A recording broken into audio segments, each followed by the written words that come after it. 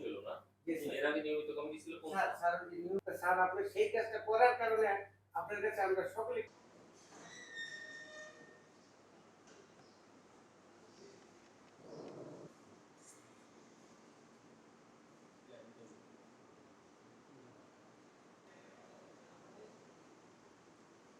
আমরা জনগণের পক্ষে বিনিয়োগকারীদের জন্য তাদের স্বার্থ রক্ষা করার জন্য যা যা করার দরকার সে আমাদেরকে সুপরামর্শ দিয়েছেন।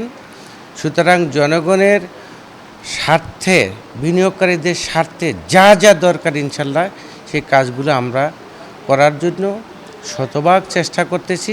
আমরা আমাদের এই সমিতিটাকে কিভাবে এগিয়ে নিতে পারি, আমাদের যে বিপর্যয় হয়েছে সেটাকে কীভাবে উদ্ধার করে সামনের দিনে একটা কার্যকরী পদক্ষেপ নিয়ে এই সভ্যদের স্বার্থ সংরক্ষণ এবং উন্নতির ক্ষেত্রে ভূমিকা রাখতে পারে তাদের থেকে একটা আমরা গাইডলাইন নিয়েছি।